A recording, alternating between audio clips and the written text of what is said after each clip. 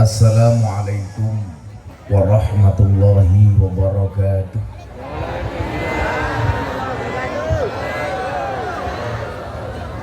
Alhamdulillahi rabbil alamin wa kafa. Assalatu wassalamu ala sayyidina Muhammadinil Mustafa wa ala alihi wa sahbihi ahli sidqi wal wafa.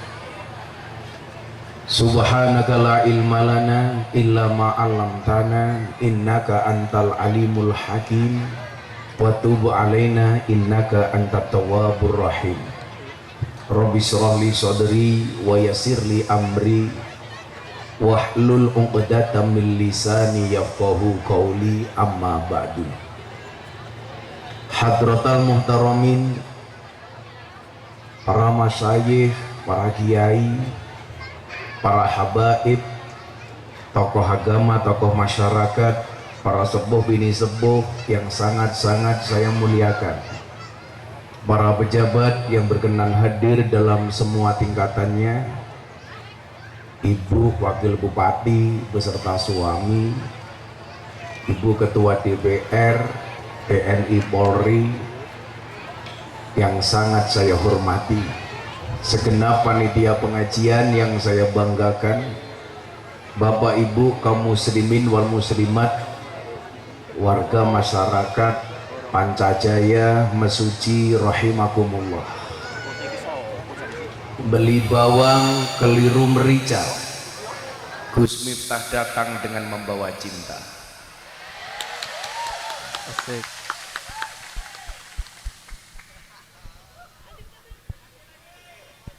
Lagi, cintaku padamu memang tidak seindah surat cinta untuk Setarlah, tapi yakinlah cintaku padamu lillahi ta'ala. Cinta itu apa? Cinta itu seperti air kencing di dalam kolam renang. Maksudnya apa? Wujudnya tidak nampak tapi hangatnya bisa dirasakan. Bapak Ibu yang saya muliakan, saya malam hari ini akan memberikan motivasi kepada muda-mudi di Mesuji bahwa masa depan kita tergantung kerja kita hari ini. Jangan pernah pesimis dengan keadaanmu hari ini. Bapak Ibu yang saya muliakan, coba Anda jawab. Bayangkan kalau Anda berada di tengah sungai naik perahu, perahunya bocor, di sekeliling perahu itu banyak buaya. Pertanyaan saya, apa yang harus Anda lakukan? Rata-rata jawabannya adalah pasrah, tawakal, sabar. Salah. Kenapa saya bilang salah? Saya tadi bilang, bayangkan kalau Anda naik perahu, perahunya bocor, di sekitar perahu Anda banyak buaya. Apa yang harus Anda lakukan? Jawabannya adalah berhenti membayangkan. Hari ini banyak orang yang khawatir dengan masa depannya. Kenapa? Karena bayangan yang tidak-tidak. Di saat pandemi belum ada ujungnya, di saat varian-varian baru terus muncul menyertainya, maka kekhawatiran itu semakin timbul. Apalagi COVID-19 di Indonesia itu paling aneh. Anehnya di mana? Muncul COVID varian pertama Alpha, langka masker. Muncul varian kedua Delta, langka oksigen. Begitu muncul varian ketiga Omikron, langka minyak goreng.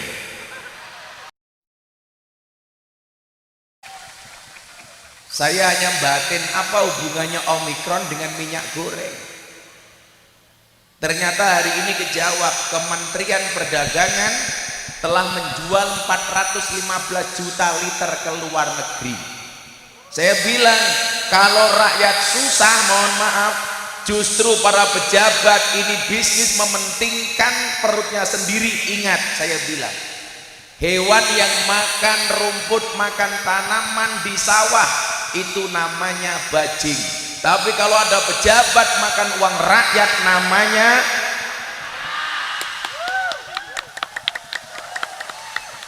tapi kamu ngomong bajingan jangan lihat saya.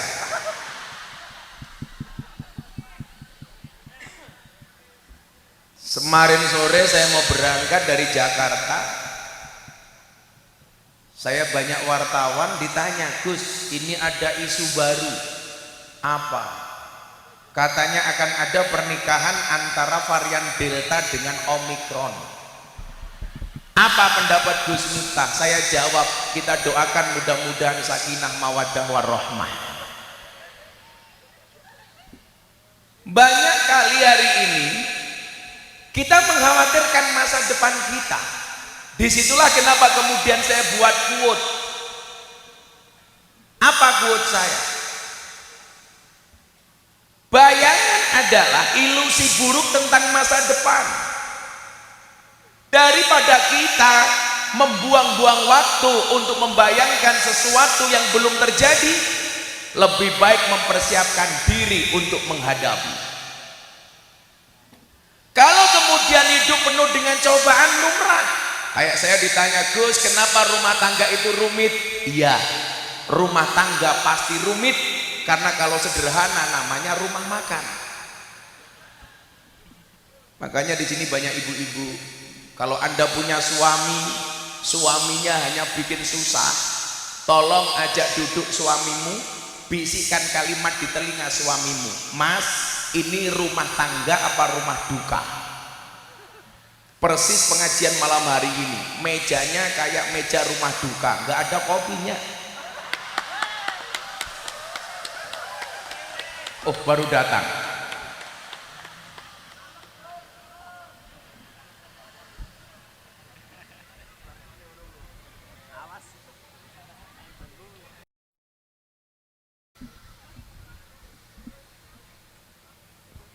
Kopi kok encer men lho.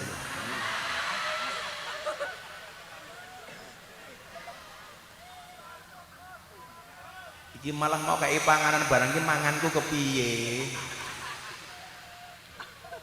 Monggo Kiai ngapunten Kiai.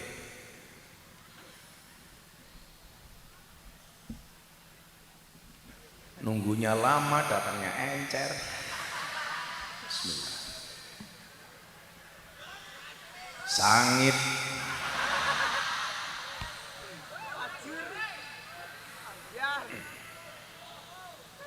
Kalau dikasih kopi masih panas, tolong langsung diminum.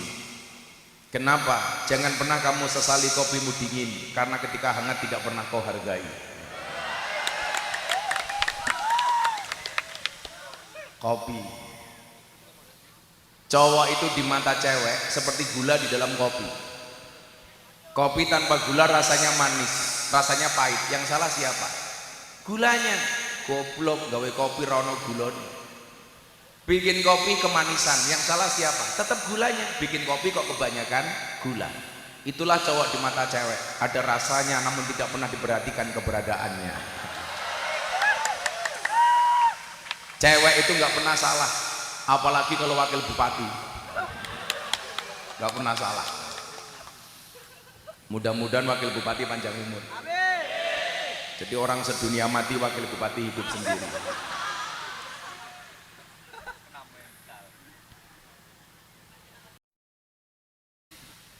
Jangan pernah meragukan masa depanmu. Itulah kenapa kemudian kita diajarkan untuk menjadi pribadi yang optimis. Optimisme ini kita belajar dari peristiwa Isra dan Mi'raj Nabi Muhammad SAW. Bapak Ibu, ada pribadi optimis, ada pribadi yang pesimis. Apa bedanya orang optimis dan pesimis?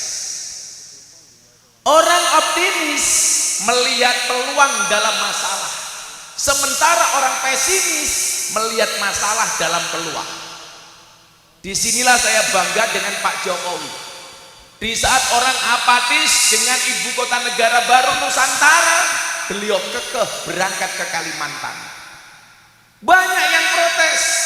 bahkan nyinggung emosional orang Kalimantan dengan mengatakan kenapa ibu kota dipindah ke tempat buangan jin, setan, demit dan iblis. Bahasa yang menyakitkan kawan-kawan kita yang ada di Kalimantan. Saya ditanya pendapat Gus Miftah bagaimana, saya bilang nggak masalah ibu kota pindah ke Kalimantan asalkan kamu tidak kembali ke hati mantan. Santai aja bro, jangan nangis. Berakit-rakit ke hulu, berenang-renang ke tepian. Mantanmu sudah ke penghulu kok kamu masih sendirian.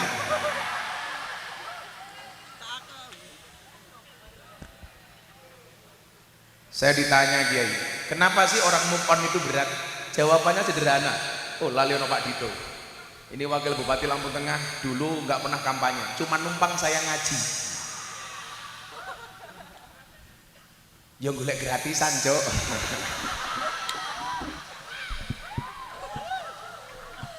Makanya sebenarnya ikut ngaji bukan karena pengen ngaji, karena merasa nggak enak saja. Saya ditanya, kenapa sih move on itu berat? Ya, move on itu berat. Kenapa? Karena dari SD sampai perguruan tinggi yang dipelajari hanya mengingat dan menghafal, bukan melupakan.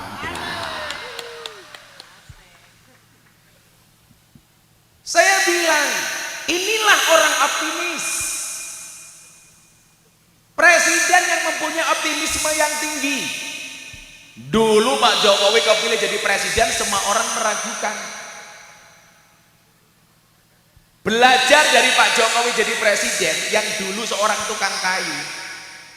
Inilah kenapa kita harus mempunyai impian yang tinggi. Maka saya mengatakan, bermimpilah dalam hidup, jangan hidup dalam mimpi.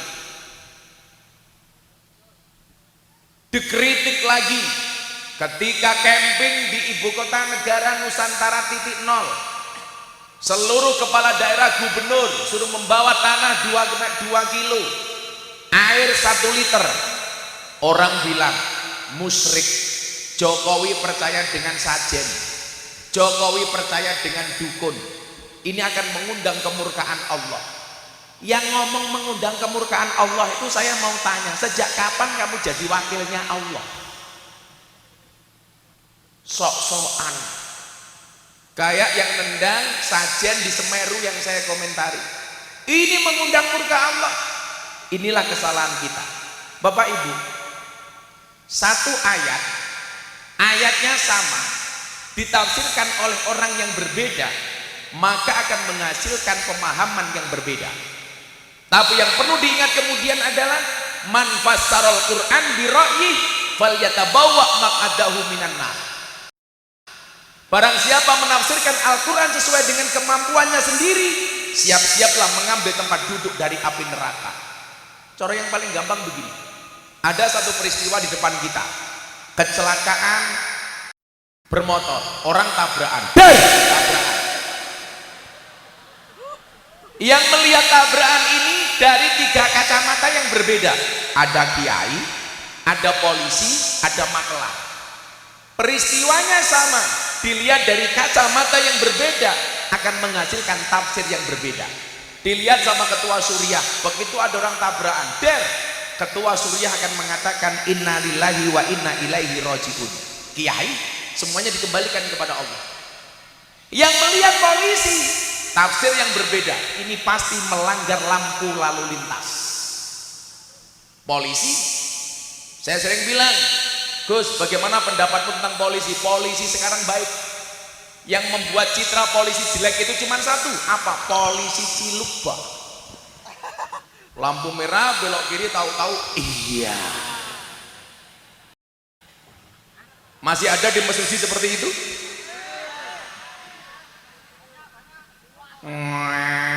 Iya.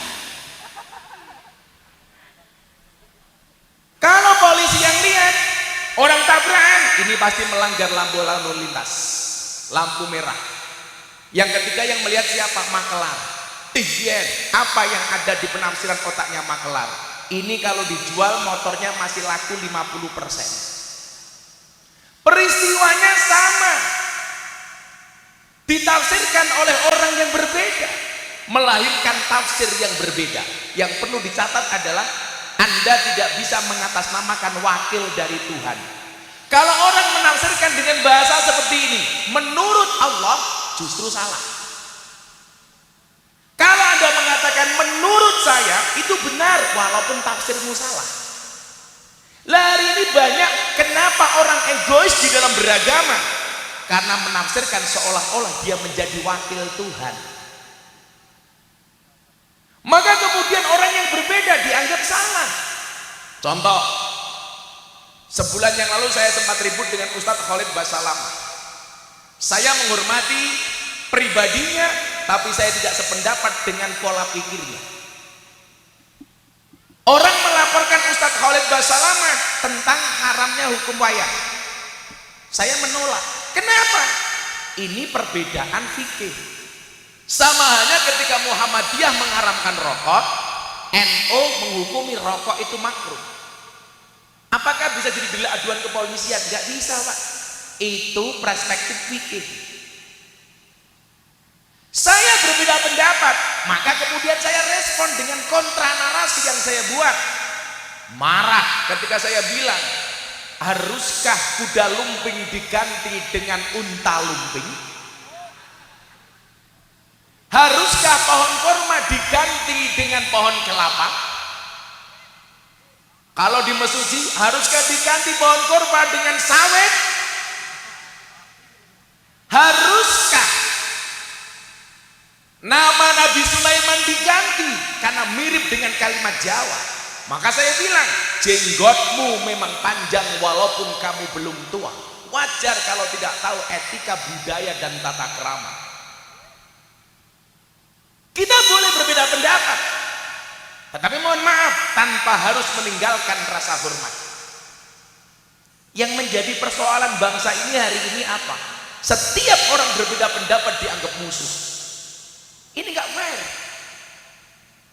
Nahdlatul Ulama berdiri dengan beberapa asas: tawasud, tasammuh, tawazun.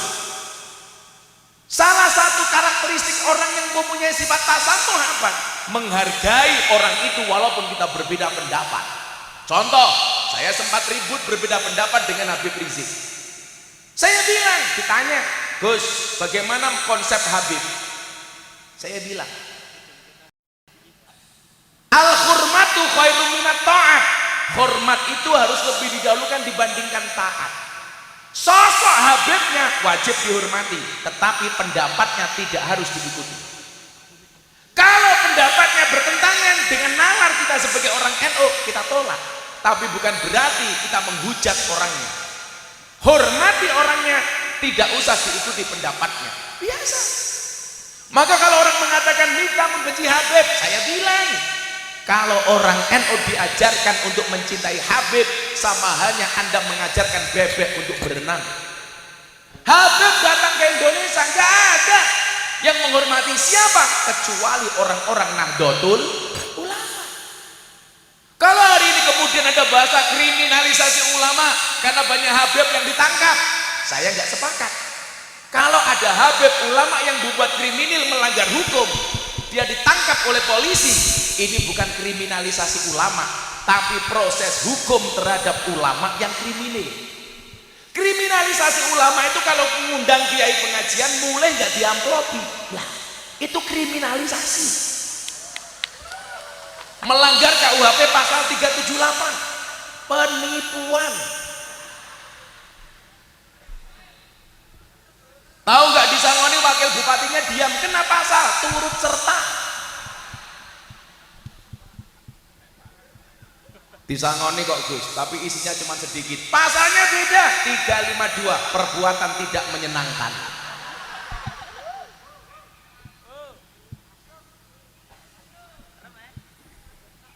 Jangan memaksakan pemahaman kita kepada orang lain. Tapi saya rela Pak untuk dibully. Bagaimana ketika saya membuat kontra narasi wayang? Wahabi menghujat saya habis-habisan. Bahkan ada berita begini, gara-gara Gus Miftah berbicara wayang, logo halal MUI dirubah seperti gambar gunungan wayang. Dasar Miftah Ustadz gadungan. Aku kira tahu gawe logo halal. Kenapa? Kenapa? Sasarannya juga saya. Orang gagal paham membedakan mana budaya, mana agama. Sehingga kemudian apa? Beragama ini rasanya tidak asik. Dikit-dikit salah, dikit-dikit bid'ah. Maka dulu saya sempat ceramah, kita itu aneh. Orang bilang sholawat boleh, sholawatan nggak boleh, tahlil boleh, tahlilan nggak boleh, yasin boleh, yasinan nggak boleh. Masa kamu nggak bisa membedakan antara yasin dengan yasinan? Yasin itu belum dibaca. Kalau sudah dibaca namanya yasinan. Tahlil itu belum dibaca, kalau dibaca namanya tahlilan. Sarung itu belum dipakai, kalau sudah dipakai namanya. Masa ra entuk lo gondal gandul. Kotang itu belum dipakai, kalau sudah dipakai namanya nggak boleh. Kewer-kewer bro.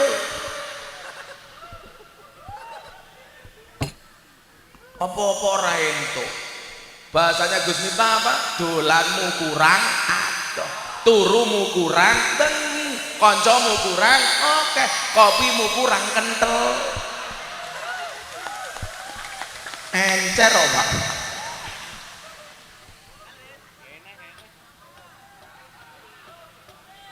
Saya nggak minta lagi, cuman bilang kopinya encer. Lampung produksi kopi kok bikin kopi encer. Menjijikkan. Saya gawe ya sapa?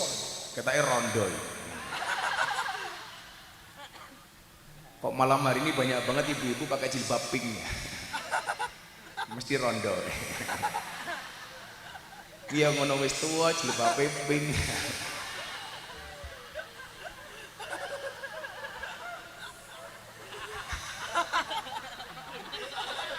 Sing buri kalau diburi kalau. Sing ngarep insyaallah lebih parah. Ada yang pink di sini. Ya Allah. Panitia juga gitu. Tendone ya pink. Nah Bapak Ibu rahimakumullah, melihat kondisi seperti ini kadang-kadang apa? Kita menjadi pribadi yang pesimis. Saya bilang, efek 350 tahun bangsa Indonesia dijajah, salah satunya apa? Melahirkan generasi yang pesimis. Kalau bahasa anak sekarang apa? Insecure. Apa? Insecure. Kurang percaya diri. Bahkan cenderung pede, peteng dedet. Bapak Ibu, coba Anda lihat, 350 tahun kita dijajah. Kita kurang pede. Saya kasih contoh, ini tidak rasis, tapi contoh nyata. Orang Indonesia itu Pak, kalau ketemu bule, yang ada di otaknya orang Indonesia apa? Ini orang pintar. Kalau ketemu orang bule, wah, wong pintar. Padahal wong bule sing pekok juga banyak. Kalau ketemu orang Cina, otak kita mengatakan apa? Ini orang kaya. Padahal orang Cina yang miskin juga banyak. Terutama di Kalimantan. Banyak orang Cina jualan gorengan, orang Cina ngamen, biasa. Tapi yang ada di benak kita apa? Begitu melihat orang Cina, kaya.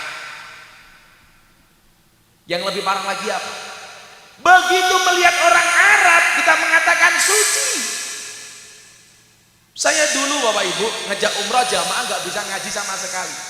Masuk ke Madinah, masuk hotel Dalat Taibah, nyetel TV. Begitu TV-nya bunyi, tangannya diangkat. Amin, amin, amin. Gara-gara TV-nya ngomong bahasa Arab.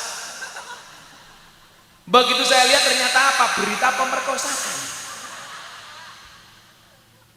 Dulu zaman Gus Dur Pak, kan kiai banyak dicurigai sama Intel.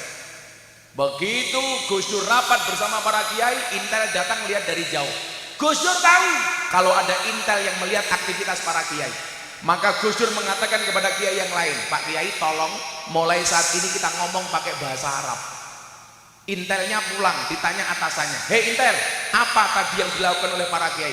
Santai komandan, kenapa mereka hanya saling mendoakan?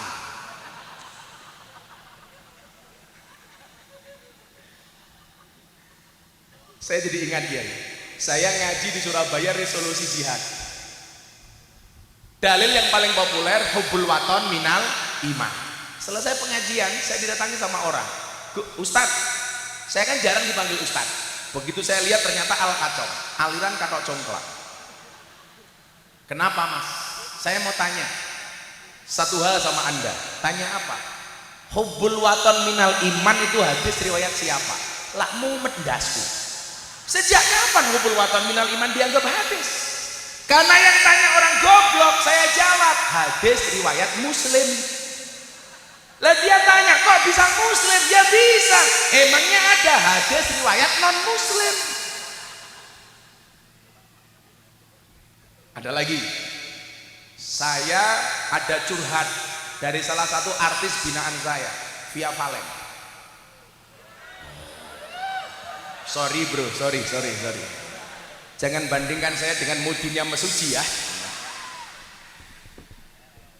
Saya itu membuat kelompok pengajian artis untuk membendung kelompok-kelompok intoleran. Saya ngurusi seperti Aura Kasih, Nikita Mirzani, Happy Asmara, pokoknya yang ayu-ayu lah.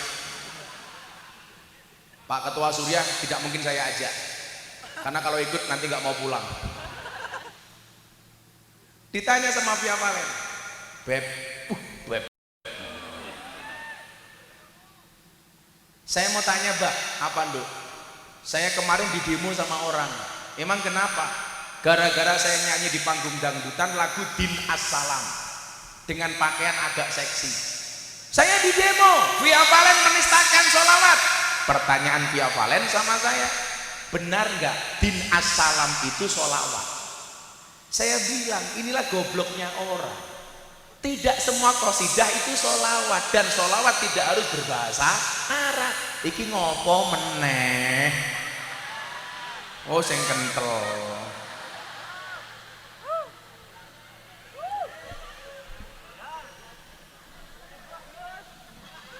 Padune pengen wira-wiri ning panggung weh.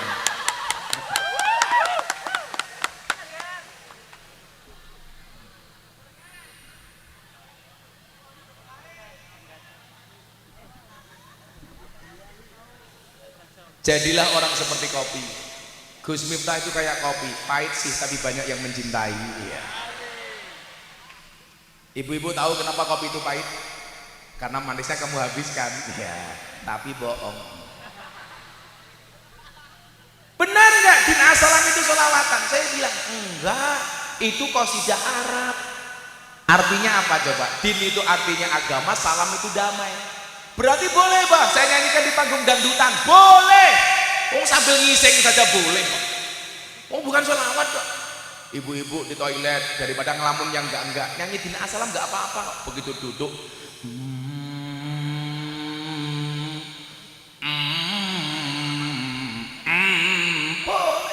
kilahadil mata di masa serot oleh. Itu bukan sholawat. Tapi saya pesan satu hal ya, ada satu qasidah memang bukan sholawat tapi nggak pantas dinyanyikan di toilet. Apa itu? Man ana, lagu menghormati takdiman wa ikroman wa mahabbatan kepada para masyayikh kita. Walaupun itu bukan sholawat, tolong jangan dinyanyikan di tempat-tempat yang tidak layak seperti toilet. Engko mudu meh kelingan aku nyanyi man ana karo ngising. Man ana man ana laula trot aja. Saya dulu kan yang dibully gara-gara saya sholawatan di klub malam itu. Jadi mbak-mbak pakai pakaian seksi, sebenarnya nggak seksi sih bu, yang bawah naik ke atas, yang atas turun ke bawah. Itulah alasan kenapa saya pakai kacamata hitam, supaya kalau ngelirik nggak kelihatan. Jadi saya ngaji di Surabaya, malamnya saya ngaji di bekas Joli. Siangnya saya dicegat sama anak-anak kafe klub malam. Gus, masa cuma di Jogja dan di Bali, di Surabaya dong ngaji. Kalian siap ngaji? Siap. Saya datang siang-siang. Saya pikir sudah menggunakan atribut pengajian, ternyata enggak. Atribut dinas mereka ketika bekerja. Dan di atas meja udah botol semua. Begitu saya datang, teriak-teriak. Acara selanjutnya tausiah dari Abah. Saya naik panggung. Mbak-mbaknya rebutan pakai minta selfie. Pusing saya. Lihat bawah pupu, atas susu, pupu, susu, pupu, susu.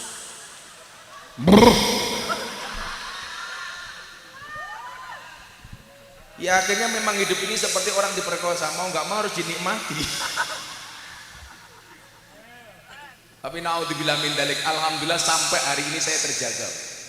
Orang NU semuanya ngerokok. Saya ditanya, Gus minta minum alkohol, saya ngerokok aja enggak. Sampai hari ini saya nggak pernah ngerokok. Ibu-ibu kalau cari suami untuk anaknya pilih yang ngerokok apa enggak? Gus Miftah. Saya dari pondok dulu nggak pernah saya ngerokok.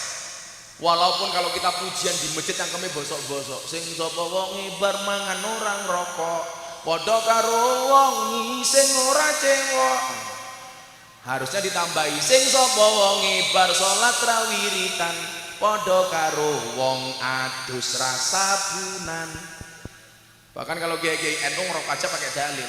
Apa dalilnya? Ni'matul udud ba'da dahar.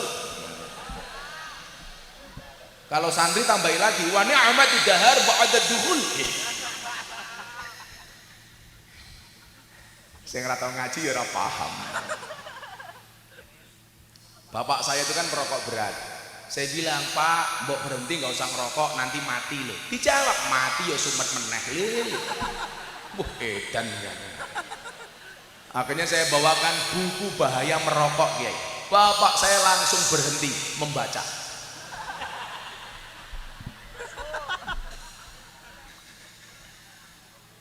Tak kandhani ngeyel, mbok yo ngerokok to Pak men panjang umur ala tangga ki ora ngerokok yo mati. Sangel. Makanya saya bilang, NU sama Muhammadiyah, saya menghormati banget kawan-kawan saya Muhammadiyah. Saya sering guyon. NU Muhammadiyah itu masuk surganya duluan mana Bu Wabib? Duluan NU. Kenapa? Karena imannya orang NU lebih tebal daripada Muhammadiyah. Buktinya kasus rokok. Muhammadiyah mengharamkan rokok. Kenapa? Karena Muhammadiyah takut dengan peringatan pemerintah rokok itu membunuhmu. Lah orang NU nggak percaya yang membunuh itu bukan rokok, tapi malaikat Israel. Kalau Muhammadiyah takut dia lumrah, karena peringatan bahaya merokok hanya ditujukan untuk orang Muhammadiyah. Rokok itu membunuhmu, bukan membunuhnu. Membunuhmu Muhammadiyah. Saya itu 4,5 tahun Bu tinggal di masjidnya orang Muhammadiyah, tapi banyak orang Muhammadiyah yang ngerokok. Contoh wali kota Jogja itu ngerokok padahal ngakunya Muhammadiyah. Saya bilang, Pak, Anda itu kan Muhammadiyah, kenapa ngerokok? Saya memang Muhammadiyah Gus, tapi soal rokok saya ikut hukumnya orang NU. Ya cangkemmu ya gimana? Saya dulu 4,5 tahun gitu manggon yang masjid Muhammadiyah, ya karena nggak kuat ngekos, akhirnya di Muhammadiyah nggak ada masalah. Masalahnya cuma satu, gara-gara ikut Muhammadiyah saya guru. Kenapa ikut Muhammadiyah guru? Karena Muhammadiyah belas nggak pernah ada selamatan. Orang mangan-mangan belas guru. Begitu saya pindah masjidnya orang NU, gara-gara saya menikah dengan orang NU, saya gemuk 100 kilo. Kenapa saya menikah dengan cewek NU gemuk? Jelas susunya cocok. Begitu saya pindah ke masjidnya orang NU tambah gemuk. Kenapa? Mergo wong NU titik-titik mangan. Yasinan mangan, tahlilan mangan, sholawatan mangan, manakipan mangan, mujahadahan mangan, istighosahan mangan. Tonggone loro njaluk didongake mangan. Sing loro mati mangan meneh. Nganti ban serupane kaya takir kabeh.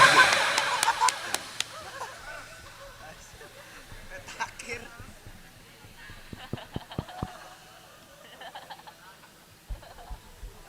Jadi apa? Jangan mudah kemudian kita menyalahkan orang lain walaupun berbeda pendapat.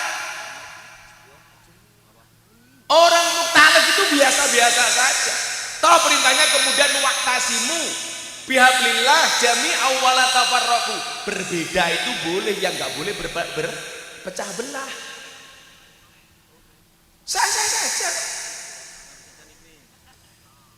Maka kemudian apa? Kalau kita mengira hidup ini tidak akan diuji oleh Allah, Anda aneh.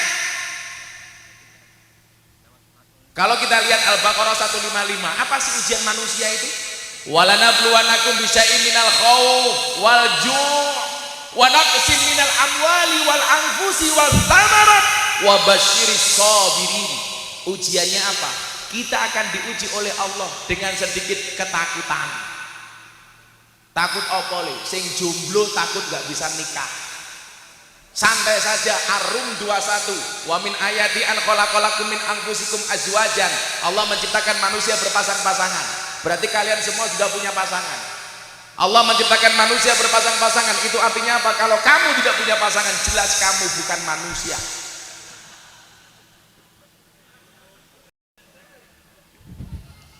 Hari ini orang bilang kalau nggak sama dengan Nabi bid'ah. Nabi nikah umur 25 tahun. Berarti kamu yang 30 tahun belum menikah, kamu bid'ah dolalah mesake tak kandhani. Kalau apa-apa harus sama ya repot Pak. Nabi Muhammad menikah dengan Siti Khadijah, mas kawinnya apa? 20 ekor unta. Sama dulu Gus Miftah menikah, mas kawinnya berapa? 20 ekor tengu. Kok kan podo mbakmu, Kanjeng Nabi sugih kok. Saya dulu itu menikah karena kepepet. Saya pengen nikah umur 25 tahun, 25 tahun saya menikah, kan kepepet. Meteng dhisik matamu ngawur, meteng dhisik. Emangnya aku cowok apaan? Saya itu menikah kepepet kenapa Kiai? Saya belum pengen menikah, tapi saya sering memberikan nasihat pernikahan. Makanya jangan kaget kalau banyak artis menikah minta saya nasihati pernikahan, kayak Atta Halilintar, siapa. Karena dari muda saya sudah terbiasa memberikan nasihat pernikahan. Makanya quote-quote saya tentang pernikahan banyak. Karena apa? Karena sering memberikan nasihat. Pasangan terbaik bukan yang datang dengan segala kelebihannya, tetapi yang tidak meninggalkan kita dengan segala kekurangannya. Gara-gara saya belum menikah, dihina sama teman-teman kiai. Alami nih, urung rabi kok wani ngandani wong rabi. Tak jawab, yo ora apa-apa Kiai, buktine Mbah Mudin urung tau mati yo budalke jenazah. Aku ngono. Apa Mudine kudu modar dhisik ya ora. Ana Mudin ning kene. Ada Mbah Mudin di sini? Biasanya raine kaya bandoso biasanya.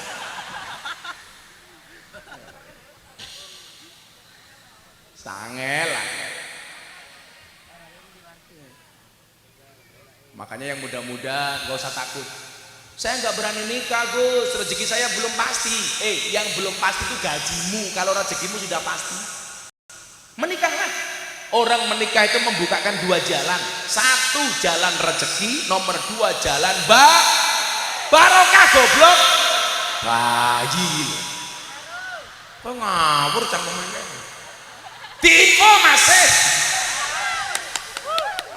Jalan bayi.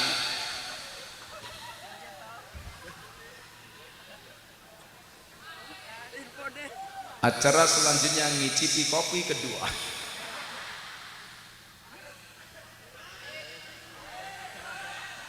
Malah kecut dia ngerti. Robusta. Sallu ala Nabi Muhammad. Bisa minal khauf, rasa takut. Ya biasa-biasa saja itu. Kok saya itu nganu ya? Tahun 2000 sekian saya itu dipanggil sama Habib Lutfi pertama kali masuk kamar pribadi beliau. Waktu itu beliau bilang begini sama saya, awal-awal ini beliau bilang gini, "Le, ojo kaget yo, nopo bah, lak hasute kiai iki kadang-kadang luwih gede tinimbang hasute santri." Waktu itu ternyata ini menjadi dasar bagi saya hari ini untuk tidak pernah sakit hati sama sekali ketika ada orang membicarakan saya, membuli, menghina, mencaci, memaki, belas nggak pernah saya sakit hati karena saya punya dasar yang disampaikan oleh Habib Lutfi. Jauh sebelumnya, umur saya 6 tahun, saya pernah sowan di Blitar kepada macan panggungnya Jawa Timur namanya Mbah Yusuf Yasin. Kalau orang-orang NU Lawas pasti tahu Mbah Yasin itu siapa. Pak Surya pasti tahu Mbah Yasin itu siapa. Dari Blitar, ini macan panggungnya Jawa Timur. Saya sowan ke sana. Kepala saya dilus-lus oleh beliau setelah turun dari panggung. Beliau mengatakan apa sama bapak saya? Pak Mur, anakmu sesuai iki cangkeme dadi. Kiai-kiai tuwa bakal seneng karo anakmu, tapi bocah-bocah nom oke sing ra seneng karo anakmu. Dan wallahi itu terjadi. Saya dengan semua kiai sepuh itu dekat. Dengan Habib Lutfi, saya malah dianggap anak. Akhirnya saya bawa Hercules, preman terbesar di Tanah Abang yang mempunyai 1 juta anggota.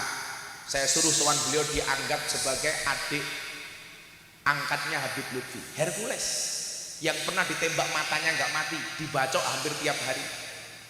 Hercules, ikut saya Pak. Saya kalau sama preman nggak pernah takut. Saya di Jakarta ngaji di Priok preman 20, saya nggak mundur. Kenapa? Belakang saya sumur. Cemplung mudar aku. Saya dengan Mbah Dim Kendal dekat. Sayang banget beliau sama saya. Dengan Mbah Yaidin Ploso almarhum yang baru meninggal kemarin, sebelum meninggal saya dikasih sarungnya beliau. Dengan Mbah Maimun sebelum beliau berangkat haji saya dikasih 3, 1 serban, 2 sarung, 1 serban, 2 sandal, 3 parfumnya Mbah Maimun. Mbah Yai Buya Kapabil Lirboyo. Tapi sing nom-nom Pak, cangkemnya atos banget lah karo aku.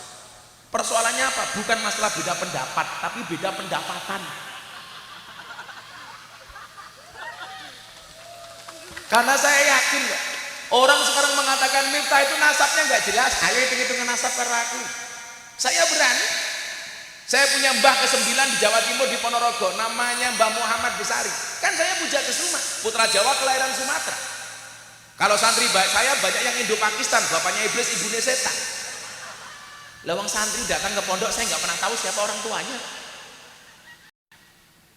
Dari Lampung itu banyak, dan santri sampai Lampung, dablek ya Allah.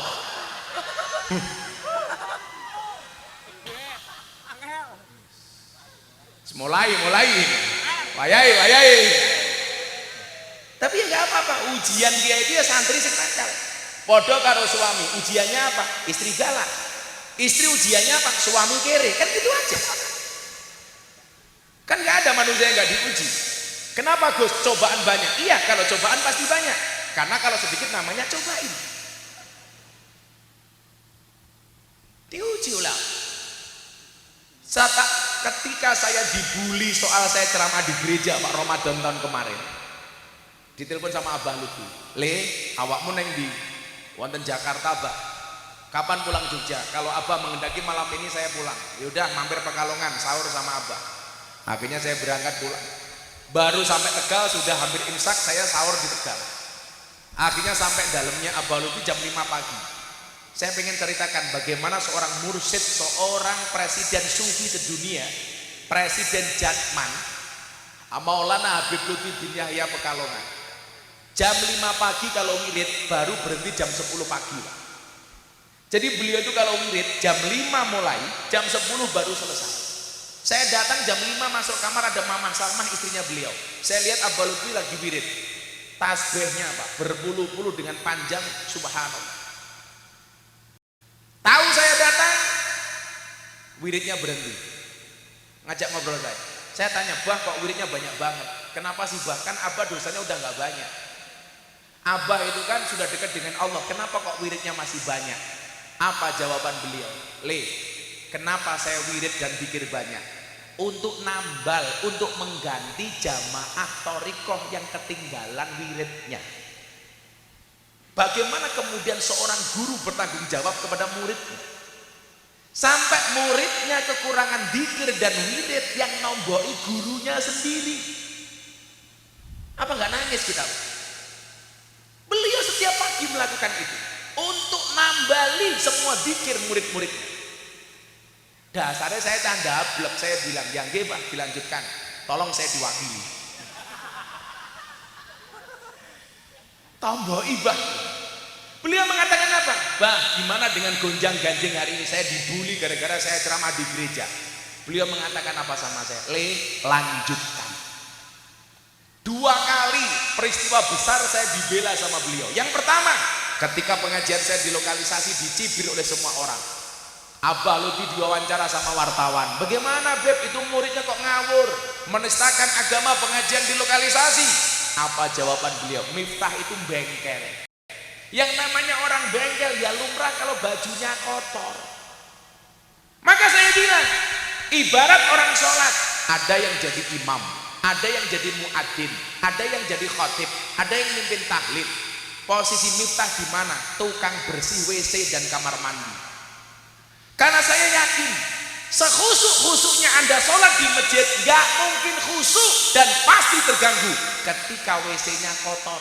Maka tugas saya membersihkan WC dan toiletnya. Silahkan Anda yang jadi imam, silahkan Anda yang menjadi khutbah. Cukuplah Miftah sebagai pembersih WC. Maka ketika saya diwawancarai di TV One waktu itu, pembawa acaranya tanya sama Kiai, Kiai, gimana pendapat Anda tentang pengajian Gus Miftah di lokalisasi? Kiainya bilang apa Pak? Memalukan, menistakan agama, menjual agama, ini memalukan. Saya ditanya, apa respon Gus Miftah? Saya jawab, kalau yang saya lakukan dianggap memalukan, lebih memalukan mana ketika Anda melihat kemaksiatan, diam tanpa memberikan solusi apapun kepada mereka. Maka kenapa hari ini banyak mobil tulisannya Presiden para pendosa? Karena saya membela anak-anak ahli maksiat supaya dekat dengan Allah. Saya mengatakan, jangan pernah menghina pendosa seolah-olah kamu tidak pernah berbuat dosa. Siapa yang gak pernah berbuat dosa?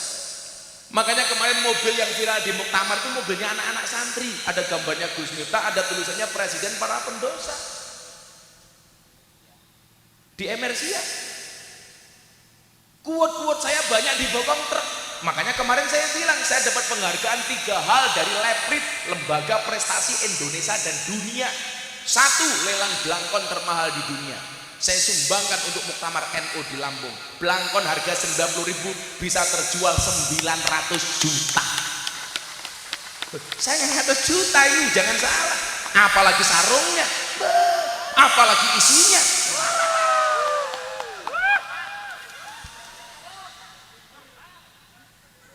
Isine blangkon, Cok. Yang kedua, saya dapat penghargaan sebagai dai yang paling konsisten pengajian di lokalisasi 22 tahun. Saya sering ditanya wartawan, tahun 2018 saya diundang pengajian di Belanda, Swiss, Belgia, Italia. Saya ditanya, Gus, wartawan Eropa ya, sebenarnya kalau Gus pengajian di lokalisasi pengen apa enggak? Tak jawab, ya pengen. Terus gimana? Ya ngempet. Mosok kiainya dengan tapi yang ngono toh. Wadah ke Ansor. Wis Ansor banjur iki jos lungguh ning isor tanpa tikar. Mulai pengajian insyaallah little body. Silite gatel kelebon wedi. Malah tepuk tangan. Ibu-ibu kalau cari menantu pilihlah Banter sebagai calon menantumu. Kenapa? Jelas kiai saja dijaga, apalagi anakmu. Wah. Besok saya Pak Kiai Suriah masuk surga yang awal Banser. Banser kan tugasnya survei lokasi, Pak. Jadi sebelum kiai masuk surga, surganya disurvei oleh Banser. Surganya siap, kiai masuk, Bansernya metu meneh.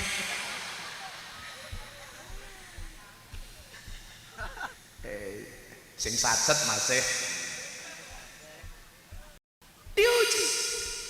Habib Lutfi mengatakan lanjut nih.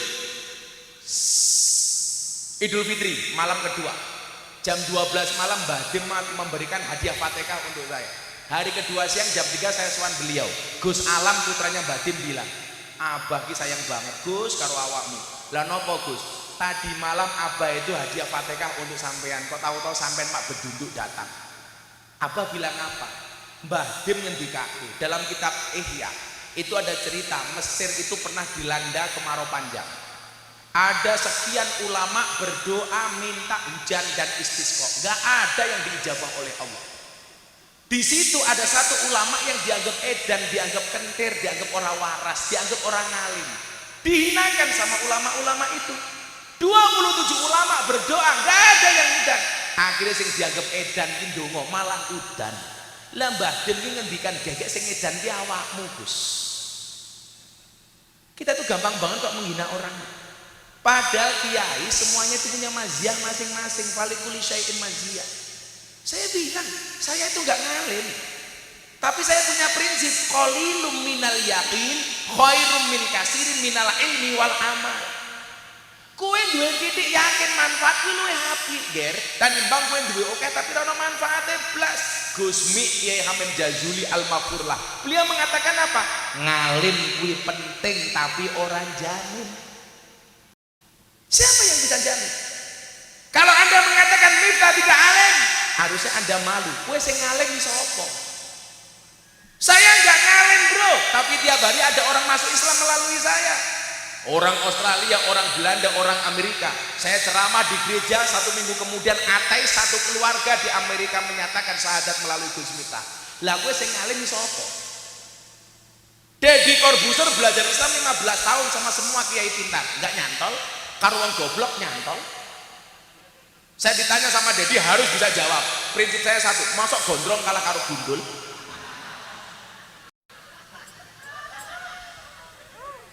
Nyatanya masuk Islam. Dedi itu kan apa-apa bisa, Bu. Yang nggak bisa cuma satu, nyisir rambut. Sing disisiri apa nih? Saya kenal beliau, Pak, sebelum masuk Islam baru 8 bulan tok. Setiap hari dia WA soal agama. Setiap dia bertanya harus bisa saya jawab. Dan ternyata hidayah. Salah satu hidayahnya apa? Gara-gara bulan Ramadan sebelum dia masuk Islam, dia bertanya tentang konsep iman. Mahwal iman. Jawaban saya cukup menggunakan kitabnya anak ibtidaiyah Jawahirul Kalamiyah. As-su'al mahwal iman. Jawab, al imanu wa an na'taqida annallahu subhanahu wa ta'ala muttasifun bi jami'i sifatil kamali wa munazzahun bi jami'i sifatin nuqsani. Iman itu iktikad, yakin bahwa Allah itu disifati dengan segala sifat kesempurnaan dan dibersihkan dari segala sifat kekurangan. Lah Dedi ki cah pinter, dia bilang berarti Allah itu sempurna. Iya, kalau sempurna berarti nggak perlu dibela. Maka kenapa saya mengatakan Tuhan itu nggak perlu dibela, karena yang butuh dibela itu hambanya. Islam itu nggak butuh dibela, yang butuh dibela orang Muslim. Maka yang benar bukan front pembela Islam, tapi front pembela Muslim. Contoh, Muslim di Rohingya dijajah, mereka yang harus kita bela. Muslim di Chechnya, Bosnia dijajah, mereka yang harus kita bela. Kalau kamu mengatakan membela Islam, Islam itu sempurna. Kalau kamu merasa jadi pembela Islam, berarti kamu lebih sempurna daripada Islam. Kan lucu, Pak. Sing butuh dibela ki awake dhewe ora Gusti Allah. Contoh, tersangka butuh pembelaan dari siapa? Pengacara. Kenapa? Karena tersangka itu lemah, maka dibela oleh orang yang kuat. Bentuknya apa? Pengacara. Gara-gara saya ngomong seperti ini, FPI marah-marah sama saya. Kualat bubar. Bubar, Pak. Dulu kawan saya bikin stand up komedi. Materinya apa, Bu? Masak kurma dengan daging babi. Coki Muslim. Diancam dibunuh oleh ormas. Tanya sama saya, Gus, bener nggak ini penistaan? Enggak. Sejak kapan benda mati punya agama? Seolah-olah kalau babi itu pasti Kristen, kalau kurma itu pasti Islam. Yang makan kurma, Pak, di Timur Tengah tidak hanya orang Islam, orang Kristen juga makan kurma. Di Indonesia yang makan babi tidak hanya orang Kristen, wong Islam oke, tapi delek-delek, sok-sokan. Tapi saya bilang kesalahan kamu satu, apa? Gara-gara kamu bilang kalau daging babi dimasak dengan kurma bisa jadi cacing pitanya menjadi mu'alaf. Lagi cangkem bosok, saya bilang. Banjar tahu babi itu mengandung apa? Cacing pita. Salah, babi itu mengandung anaknya. Masuk anakmu?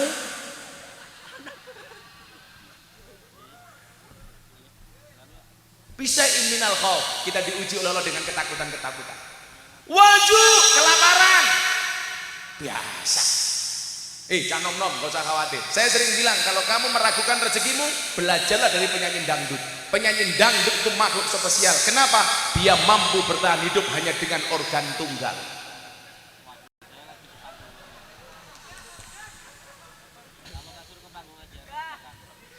Lawang pengamen nyanyi saono-ono ning bise payu urip kok. Saya pernah ketemu pengamen. Ibu, engkaulah wanita yang mulia, derajatmu 3 tingkat dibanding ayah. Kau mengandung lagi. Meteng mana. Ngune payu kok. Masa kamu takut lapar jadi banser? Gak usah le. Coba lihat entung ning jero godhong gedang, ora tau metu dibuka lemu, ora ana entung guru. Apa men entung kok setruk? Ora ana, Bro.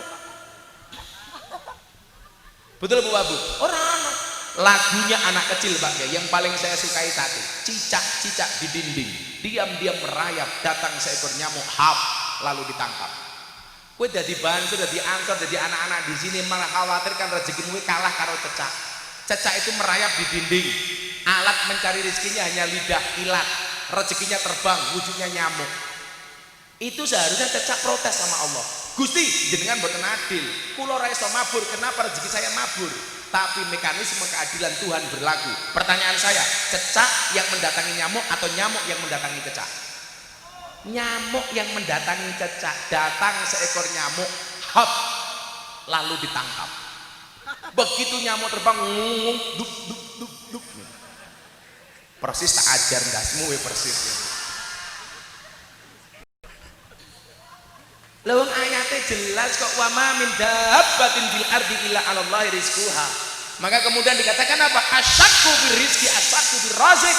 Orang yang meragukan rizkinya berarti dia meragukan sang pemberi rizki.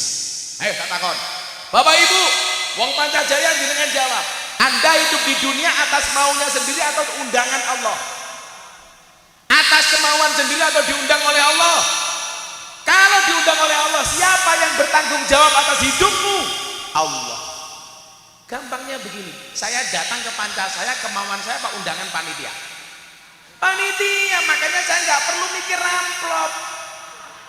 Kenapa? Karena amplop yang mikir panitia. Kalau saya ikut mikir, malah dikira panitia.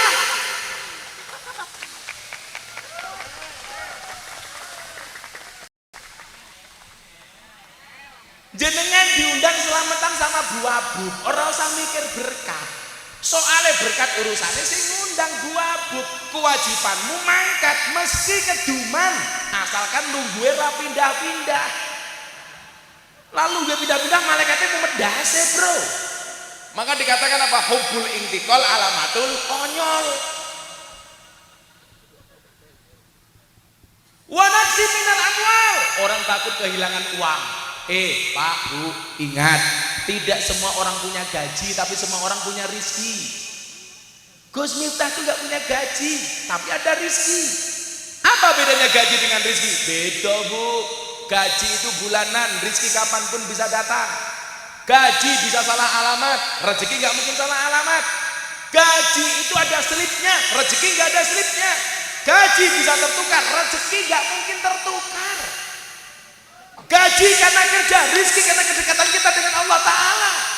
Lah lucunya ibu-ibu kalau cari menantu yang ditanyakan apa? Kerjomu opo, gajimu piro? Codot tak wangi gue dot.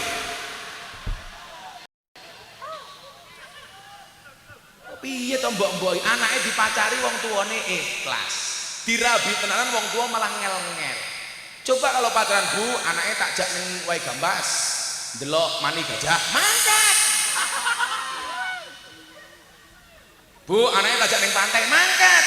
Begitu dilamar tenanan Bu, kula pun pacaran dangu. Angsal mboten anake kula rabi. Alah lele, gajimu pira? Kerjamu apa? Niku anak dihalalke ora entuk, dijak haram malah entuk. Makanya ibu-ibu kalau ada anak perempuan disukai laki-laki, kamu bilang sama laki-lakinya, Mas, halalkan atau tinggalkan. Ngono. Tak taklukkan anakku dengan kobilku, bukan dengan I love you. Tahu bulat digoreng dadaan cuwili regane 500-an kok. Mosok nek anakmu gede mau dol gratisan. Wong wedok rungokno, wong wedok kuwi kaya lombok, payu bobrok ra payu bosok. Sing kurang ajar anake tangga kula. Kiai, anak kula kaya Maryam. Apa? Meten ra duwe bojo. Matamu. Kuwi ra kaya Maryam, diuntal codot tak kandhani. Ora duwe bojo meteng kok kaya Maryam.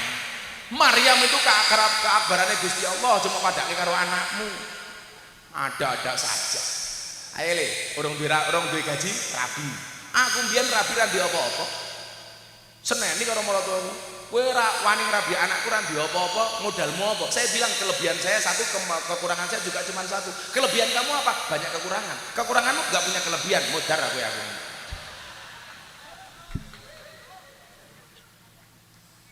Angel. Kowe melu-melu ngono, dipecat karo maratuamu. Le aku ki rabi le 5 tahun pertama, mau 5, madep-mantep mangan melu maratuwa. Tidaknya mau 5 bro, M10 madep mantep mangan melu maratua muring-muring menantu meneng mawon.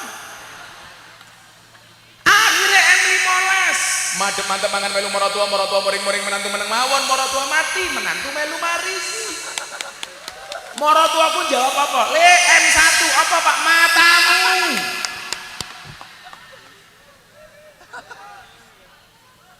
Dulu kuliah itu Pak Kiai, ya nggak pacaran cuma saya. Kenapa? Karena nggak laku. Teman saya KKN 9 orang, 5 cowok, 4 cewek. 5 cowok yang nggak punya motor hanya saya sendiri. Akhirnya yang 4 orang ini pasang-pasangan pacaran. Aku mau jadi obat nyamuk. Tapi aku rela lagi. Saya punya prinsip. Saya jomblo bukan karena saya nggak laku, tapi karena saya mampu menjaga kehormatanku. Wah, gagah. Sekarang cukup saya sampaikan, di balik kesuksesan seorang laki-laki akan ada banyak mantan yang menyesali. Ya, jatuh no, telat bro.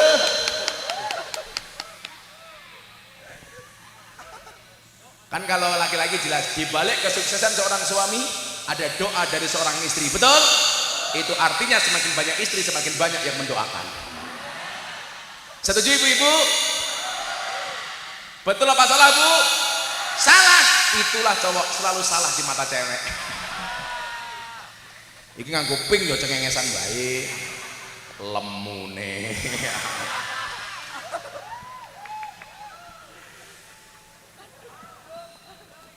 Cewek lemu itu ciri-cirinya satu, dia nggak bisa duduk silo, mesti ngini. Soalnya wetenge gede. Tapi santai kok mbak, cantik itu dari 3 hal. 1 dari sananya, 2 dari dananya, dan 3 dari letak kameranya. Mila wong wedok kelak lemu fotonya ora mungkin ngene lho, mesti ngene. Set. Ben ra ketok wetenge iki. Tapi nggak apa-apa kok mbak. Ada teori yang mengatakan 100 kg di bumi itu sama dengan 30 kg di Mars. Itu artinya Anda nggak gemuk, hanya salah planet.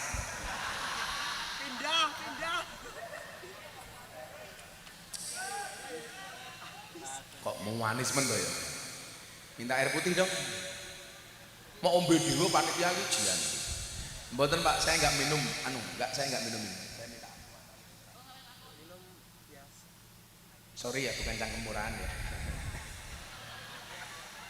Mboten, soalnya berkaitan dengan pita suara. Maka saya itu jaga Bu, karena jadwal saya setiap hari muter. Makanya saya bawa mic sendiri. Ini saya ambil mic sendiri untuk menjaga. Alah sok apian mau suwe saiki kabeh mau kayak aku. Itu ya lemu meneh. Watakmu aja gede-gede bro, kan saya bilang penelitian medis membuktikan cowok yang perutnya buncit, petengnya gede, biasanya manuke cilik.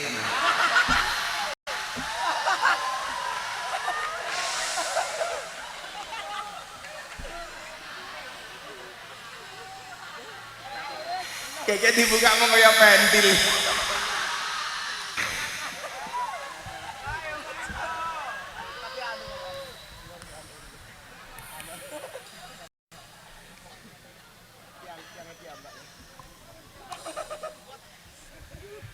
Ora apa-apa le, kowe lak ndek bojo lemu jos. Mok kelone setengah jam sikilmu kram. Ayo selawatan dhisik yo. Ana hadroh ra kuwi. Iso apa ora? Ditinggal pas sayang-sayangnya versi selawat. Lagu aslinya adalah kowe lunga pas aku sayang-sayangi. Ya, selawat deh. Aku apa iso ngaji alon-alon iso. Aku ngaji alon ngopo tang-tong kok sik. Kamu jangan terlalu bersemangat, bayaranmu nggak jelas tak kandani. Aku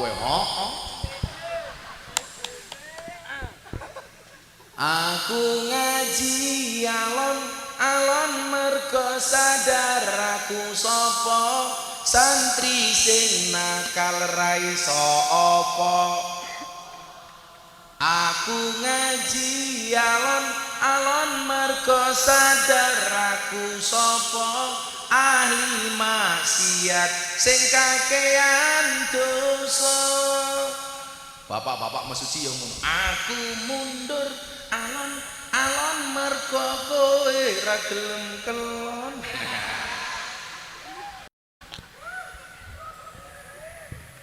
Yuk selawati bil qulub versi ditinggal pas sayang-sayang. Dong gawa HP apa ora? Kalau flashnya dihidupkan mau apa enggak? Coba dihidupkan. Wah kayak buruk mesti cross kayak. Ya Allah.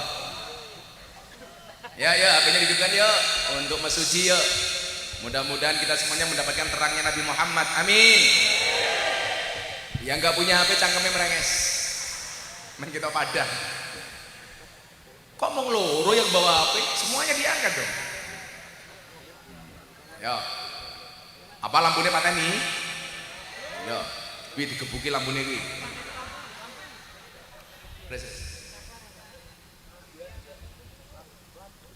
Semuanya diangkat HP-nya. Ibu-ibu saya boleh berdiri? Ibu-ibu lebih suka saya duduk apa berdiri? Itulah perempuan. Di mana-mana suka yang berdiri. Murah banget. Sekarang 20 tahun lama banget. Modar. Itu namanya kirmasu, kere maca sugih. Mendingan sumaker sugih maca kere. Ayo semuanya diangkat. Sholawati bil qulub. Sik tak tes dhisik. Allahumma sholli ala sayyidina Muhammadin tibil qulub wa dawaiha wa afiyatil adam wa sifaiha wa nuril absari wa diaiha ho ayo tabui meneng wow. Kamu terpesona sama yang gemuk ya? Sing sacet masih golak sacet tak tambahi dana kenakalane. Ayo diangkat semuanya, ayo selawat. Allahumma sholli ala sayyidina Muhammadin qulub wa dawaiha wa afiyatil adam wa sifaiha wa nuril absari.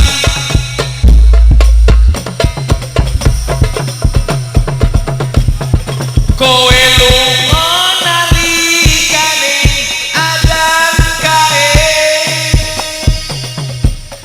malah mapan turun sakarepmu dhewe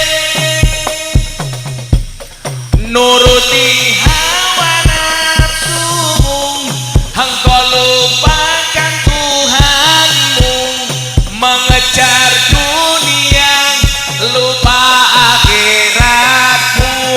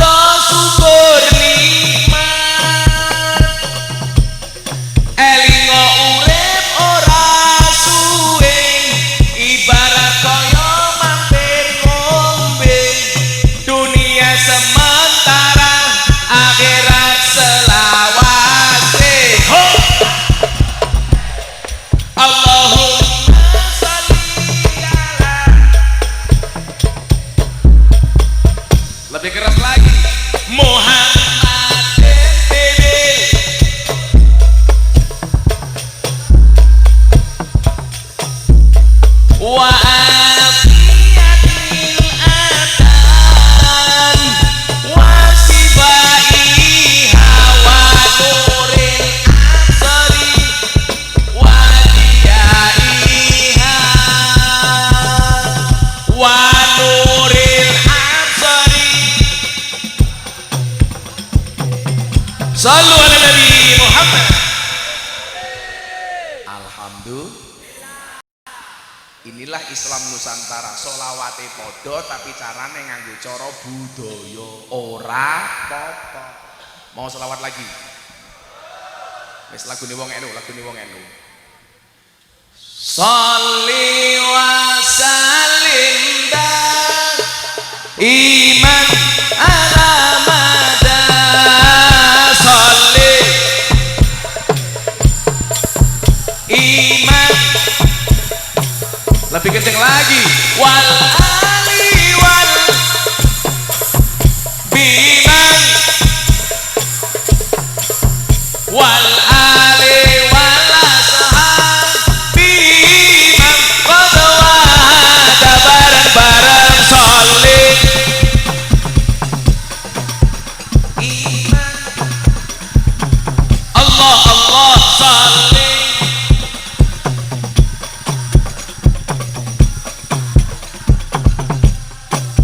wal ali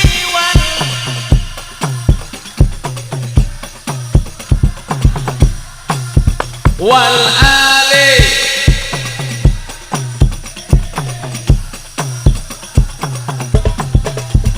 saben malam Jumat ali kubur mulih nang omah kanggo njaluk donga wajan Quran najan sak kalimat lamun ora dikirimi banjur bali nang kuburan mangku tangan tetangisan sholli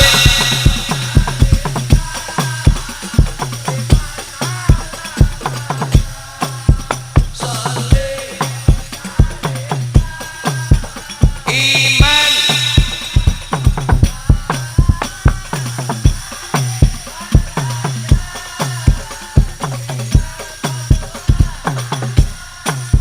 wal ali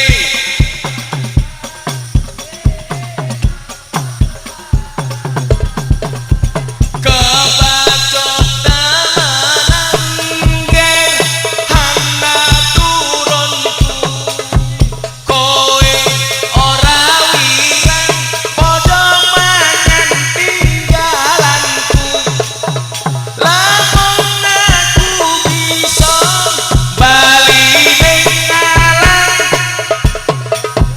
bakal taring kasih donyaku sing isih ana sholli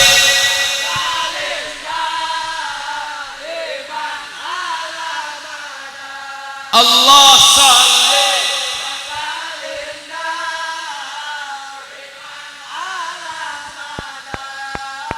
wal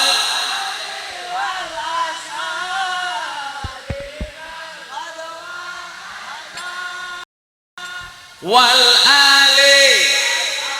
Sekarang dijawab yang kenceng bareng-bareng. Kami cinta tanah air, kami bangga jadi bangsa NKRI akan selalu kami jaga demi kejayaan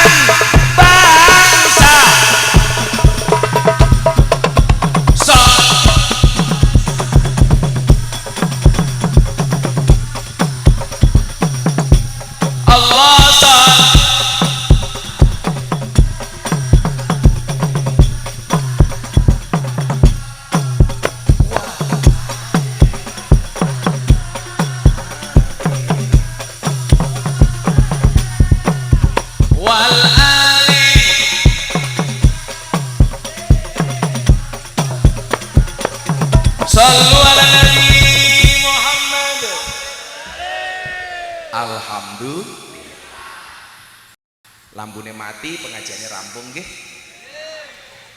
Urip meneh. Lanjut. Masih kuat? Aku sing lemes, Bro. Alhamdulillah. Aku kesel masih. Bon, lanjut ke ayatnya dong rampung diri meneh. Monggo didahar Bu Abu. Jangan malu-malu Bu. Biasanya malu-maluin. Saya itu gara-gara ceramah di gereja diundang oleh wali kota Los Angeles di Amerika untuk ceramah toleransi di Los Angeles. Wali kota Los Angeles Pak ngundang ngaji, wakil bupati Mesuji orang. Urung. Tak dengake Bu Abu mlebu surga dhisik dhewe. Mangkat bareng ngaji. Ele-ele sing lembu dilaran WA, ele-ele. Lu ngapa ngaji ra ketek-ketek wae. Apene siomay. Wa naqsin minal amwali wal anfus. Wedi napa meneh? Wedi mati. Wis to santai mawon. Nyatane Habib Lutfi niku nyuwun sewu belas ra tau nganggo masker. Senajan tok aja mok contoh. Enggak boleh. Karena kamu beda, kita beda dengan Habib Lutfi. Abah Lutfi itu belas ra nganggo masker. Semua orang salaman, yo ora tau loro. Karena napa? Kul la yusibana illa ma kataballahu lana huwa maulana wa 'alallahi falyatawakkalul mu'minun. Katakanlah sekali-kali musibah itu tidak akan pernah menimpa kami kecuali yang Allah tetapkan atas kami. Tonggoku gini, maskernya rangkap telu, bentuk apa-apa dicuci, mati. Orang mergo Covid diajar bojone mergo ora tau nyambut gawe.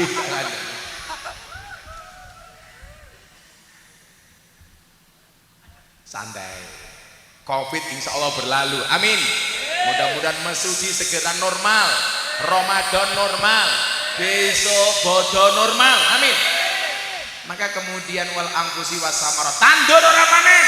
Saiki malah jenengan diuji. Sawit regane larang dhewe dalam sejarah. Loh, matur nuwun ngono kuwi. Ngono pengajian kene murah binyang. Saiki sawit regane berapa Bu? 3.600 jajan. Dulu cuman 700.000, saiki 3.600. Kaya ngono ya ora syukur awakmu. Murah banget.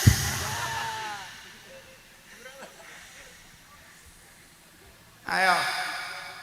Tapi atas semua ujian itu Allah pengen mengatakan kepada kita apa? Wa basyiris sabirin.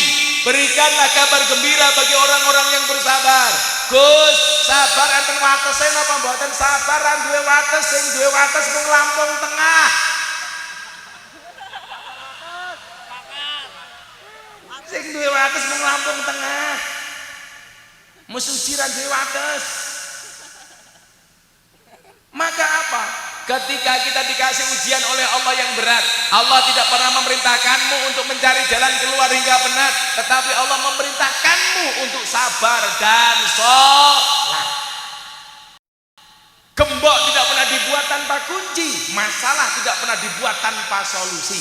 Kanjeng Nabi susah, kenapa? Istrinya meninggal dunia, tambah susah, pamannya meninggal dunia. Dikasih hiburan sama Allah, bentuk Isra Mi'raj yang mengajarkan kepada kita menjadi pribadi-pribadi yang optimis. Maka saya sampaikan, wahai pemuda-pemudi Mesuji, ingat, jangan pernah mengkhawatirkan masa depanmu. Masa depan itu seperti sekumpulan tempe. Artinya apa? Gak ada yang tahu. Betul? Maka bermimpilah dalam hidup, jangan hidup dalam mimpi. Yang bisa kita jadikan patokan makalah di dalam kitab Hikam. Di situ dia menyebutkan Ibnu Athaillah As-Sakandari, mal farqu bainar roja wal umniyah. Ar-roja ma qaranahu amalun wa illa fahuwa umniyatun. Ada roja, ada tamanni. Roja itu harapan, tamanni itu angan-angan. Apa bedanya harapan karo angan-angan? Harapan satu keinginan yang diwujudkan dengan amal dan perbuatan. Kalau punya keinginan, gak ada amal, gak ada ikhtiar, gak ada usaha, namanya angan-angan. Jadilah awakmu pengen jadi wong gede tapi rono usahane kuwi jenenge angen-angen. Gaweane turu tapi pengen sugih, gaweane turu ora gelem nyambut gawe, ora gelem bisnis, ora gelem dodol. Begitu bangun tidur membuat status WA akan indah pada waktunya. Cah mesuci tanyo, turumu miring, ngilermu mambu, obatmu ndang diombe. Ora gelem kerja kok akan indah pada waktunya. Saya sering mengatakan apa? Ora ana wong mulya tanpa tirakat, wong sing tirakat wae urung mesti mulya. Ora ana kiai tanpa ngaji, wong sing bendina ngaji urung mesti dadi kiai. Ora ana wong sugih tanpa kerja, wong sing kerja wae urung mesti sugih. Ora ana wong pangkat tanpa ragat, nyatane sing ragat wae urung mesti entuk pangkat. Kowe gaweane micak-micak kok pengen dadi wong sugih. Murah banget. Sing katut maseh nggak ada hidup yang instan. Bahkan untuk membuat mie instan saja harus direbus dulu. Dan ingat, hidup itu pasti banyak ujian, karena kalau banyak cucian namanya laundry. Kalau hidupmu diselimuti masalah, bersyukurlah, berarti kamu masih manusia. Karena kalau diselimuti wijen namanya onde-onde. Ayo, kurang apa kowe? Jaluk kuat apa meneh? Hidup di dunia tidak semudah membolak-balikkan tangan, tapi ingat, dengan tangan kita bisa membolak-balikkan dunia. Semua orang punya garis tangan, bahkan bagi mereka yang tidak punya tangan. Maka kalau kamu punya garis tangan, supaya terjaga garis tanganmu gampang, jangan sering mencuci menggunakan tangan. Hilang kok garisnya tak ada. Belajar dari kisah Isra Mi'raj. Nabi Muhammad optimis akhirnya menjadi orang besar. Kalau kemudian Allah menghendaki, kulillahumma malikal mulki tu'til mulka man tasa wa tanzi'ul mulka mimman tasa. Allahumma la mani'a lima ataita wa la mu'tiya lima manakta. Orang Wahabi mau membuli saya sematinya, mati dewi.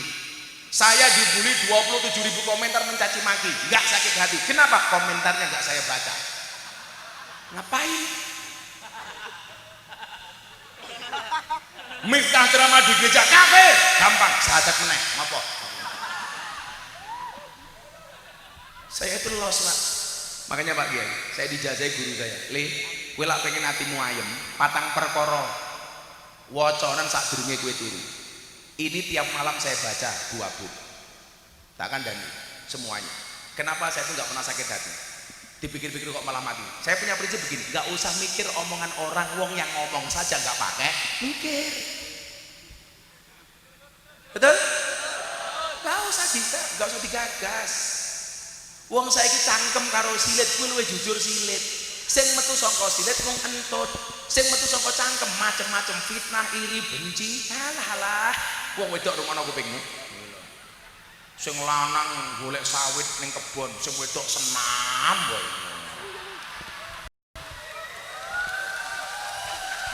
Satu, 2. Apa to yuyu? Ngono kuwi kuwatoke metetet. Tarik ses. Semangka. Kemarin odading sekarang semangka, kemarin dianggap penting sekarang bukan siapa-siapa.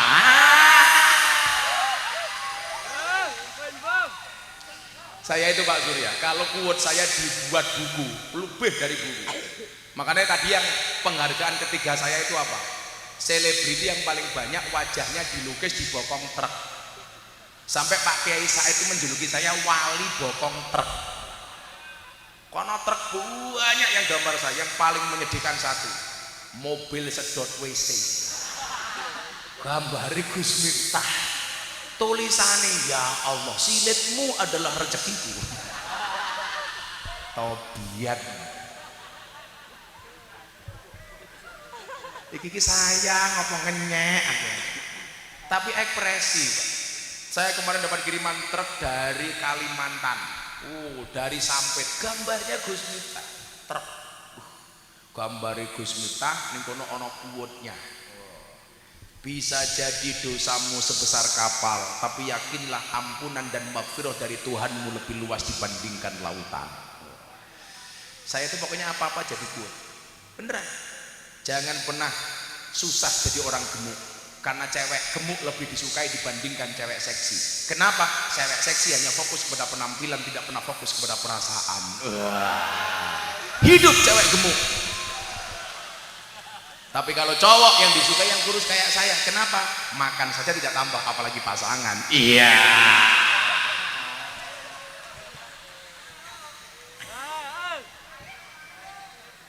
Banser ngono, banser wetenge gede. Manuke cilik. Cilik banget.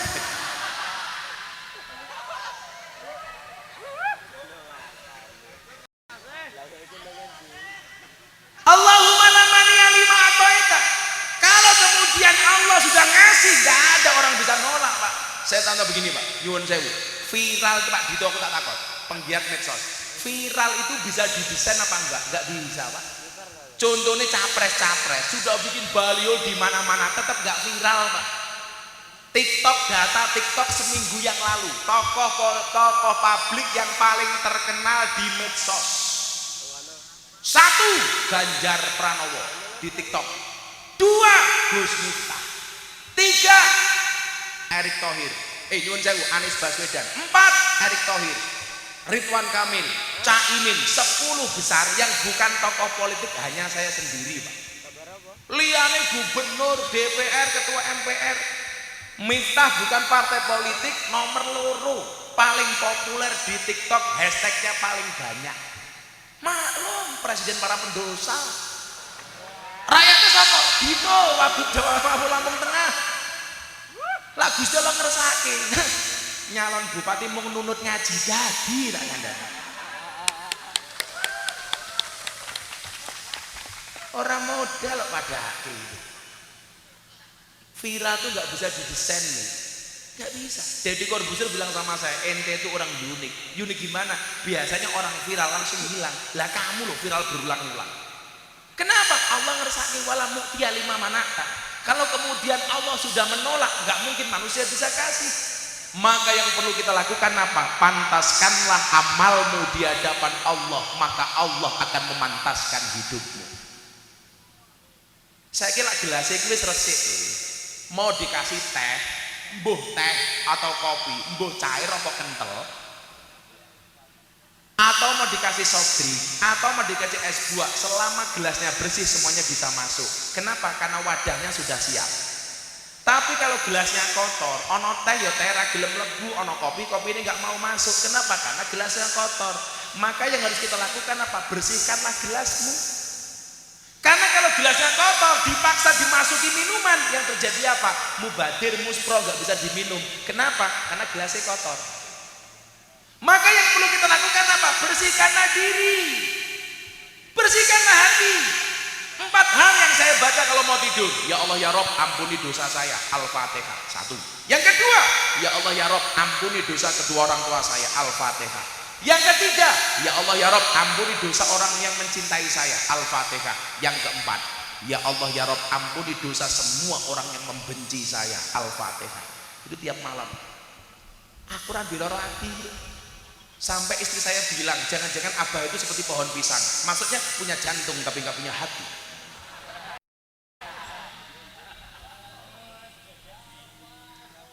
Mbak, ini ada anggur, ada apel. Kamu pilih anggur apa apel? Apel, pinter. Anggur memang lebih mahal dibandingkan apel, tapi cewek harus pilih apel dibandingkan anggur. Kenapa? Karena pada dasarnya cewek itu lebih suka diapelin, nggak suka dianggurin. Iya.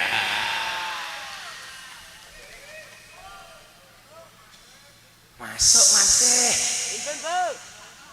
Ayo, solusi itu kita semuanya. Masa depan terbuka dengan luas. Saya selalu mengatakan, kenapa kaca mobil bagian depan jauh lebih besar daripada kaca spion? Karena masa depan kita jauh lebih besar daripada masa lalu kita. Kalau Allah sudah menghendaki, Kanjeng Nabi bisa naik ke langit ke-7. Innama amruhu idza arada syai'an ayyakula lahu kun. Sing optimis dong.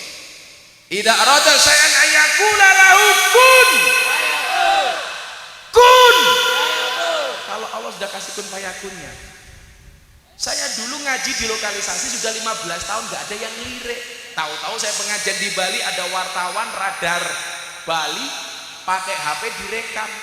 Hari Kamis saya ngaji, hari Senin diposting lambe turah. Yang nonton 1 jam diposting 3 juta kali tayang. Keesokan harinya sudah 5 juta. Hari Selasa rumah saya sudah penuh dengan wartawan. Kalian mau ngapain? Mau konfirmasi pengajian Gus Miftah di lokalisasi dan klub malam. Bagaimana Gus? Ya, itu pengajian paling menyenangkan sedunia. Ngajinya berpahala, matanya bervitamin. Sing ngaji wayu-wayu beda ning kene. Tuwek-tuwek. Wis tuwek jilbabe pink.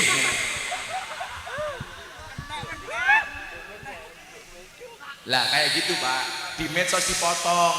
Wow, ternyata Miftah modus pengajiannya di lokalisasi hanya cari yang menyenangkan, dipotong meneh. Makanya saya bilang besok itu salah satu yang masuk neraka duluan tukang YouTube sing gaweane motong pengajian, cah YouTuber rungokno kupingmu kuwi.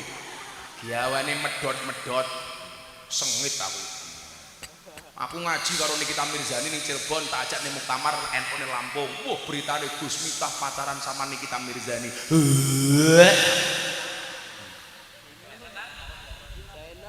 Itu kan fitnah. Fitnah itu lebih kejam daripada fitness. Bon jam 12:30. Lanjut. Lanjut rame sebenarnya.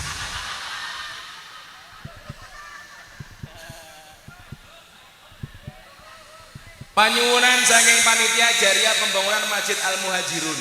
Ayo tokke duwite ra mung terus. Pengajian non delok munyuk ning kebun binatang sangune 100.000 pengajian delok kiai impake 1.000. Lu larang kiai apa munyuk?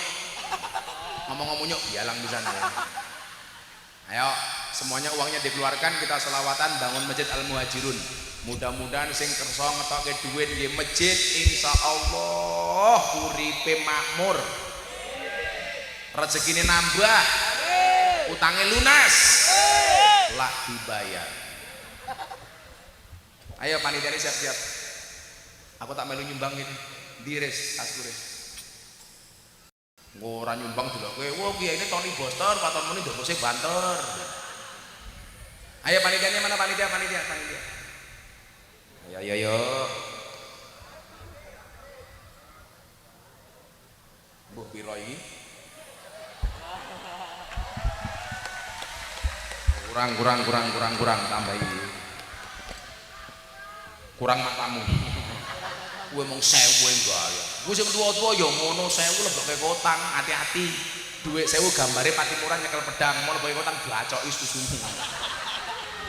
Kene panitia. Sambil selawatan yuk, shollu ala Nabi Muhammad. Atiku rasane lorong nyawang konco atau karo agama raduwe tata krama Qur'ane ra diwaca salate yo ditinggal sholawat ya Rabbi balik maqasidana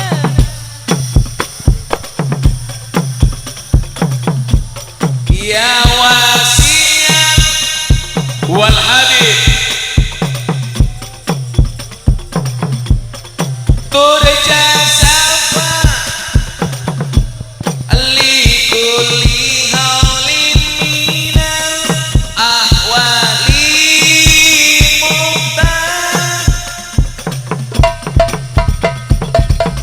apa iki wis jamane cacaan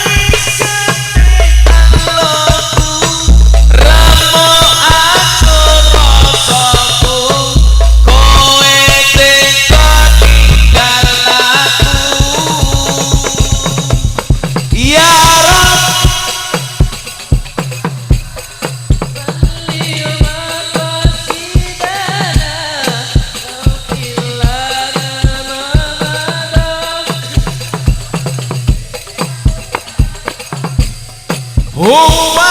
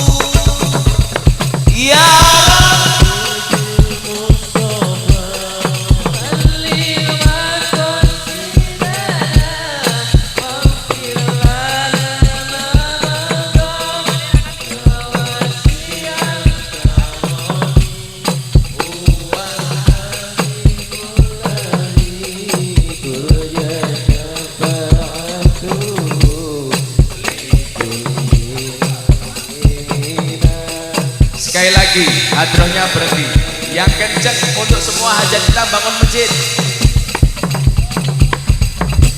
Ya balik makomina waghfir lana ya wasi'an huwa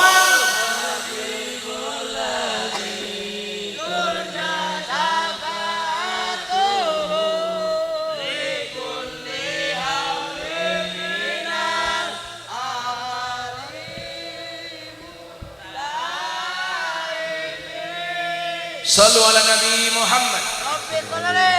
Maka Bapak Ibu semuanya, anak-anak sekalian, gak ada yang tidak mungkin bagi Allah. Ma tawaqqafa matlabun anta tolibu birobika wala tayassara matlabun anta tolibu binafsika.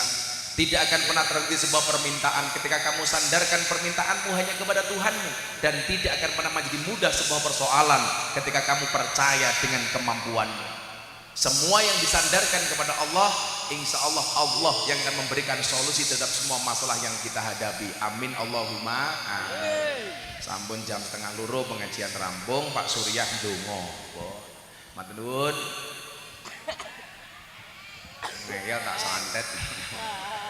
Kula pun kuwesel kula benjang ajeng teng Kota Bumi, lanjut teng Kalirejo, terus teng Lampung Timur, 12 teng Surabaya, syuting sahur bareng Gus Miftah 6 dino teng Surabaya, langsung 12 syuting Jakarta. Wis kesel iki meh 2 jam kula infak 1000 ngenyang. Hadanallahu wa iyyakum ajmain. Napa niku Pak Robingun? Oh niku kanca kula sekolah teng Bustanul Ulum niku Pak Robingun. Hadanallahu wa iyyakum ajmain wa lahu minkum. Assalamualaikum warahmatullahi wabarakatuh.